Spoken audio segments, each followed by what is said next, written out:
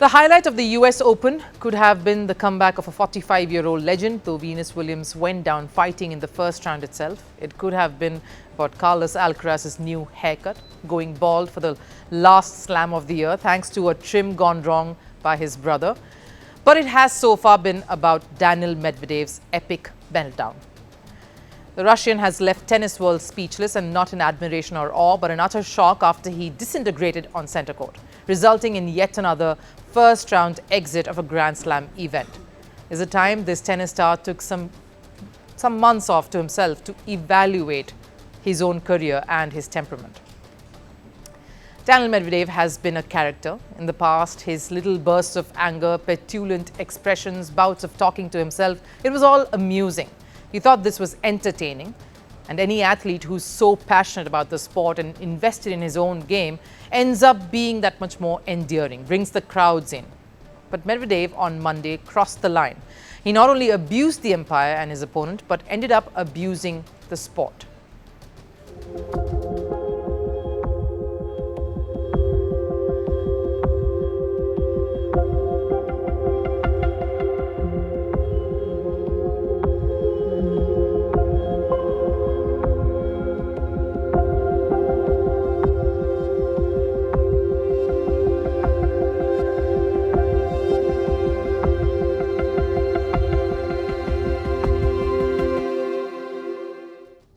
Tennis world has been reacting to this ever since. Someone like Patrick McEnroe was also stunned by Medvedev's self-destructive antics on that day.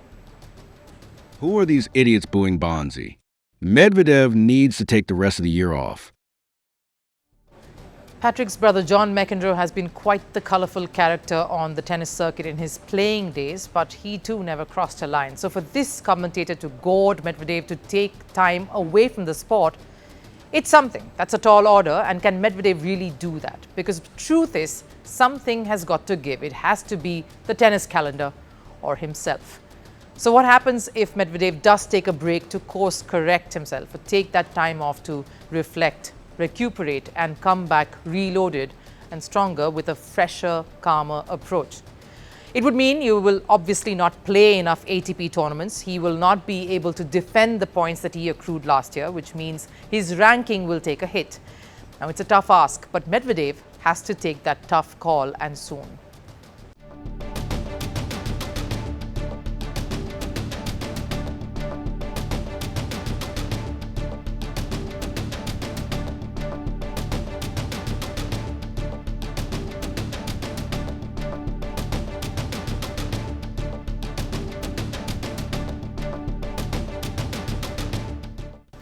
Either he decides, or here's what can give him that nudge. Authorities on their part should look to levying harsher penalties on Medvedev, because this is not the first instance. What that will do is help in pushing Medvedev to the brink, to take that call and step away from the sport and work on his temperament. Harsher punishments will call for Medvedev to at least be more circumspect. Now, I get it. In the heat of the moment, some of these things don't come to mind. But Medvedev seems to have crossed over from the cute, seemingly petty complaints to the disastrous one. Clearly, something is getting the better of Medvedev. And his tennis, his reputation, they are suffering and on the line. Something has got to give, and fast.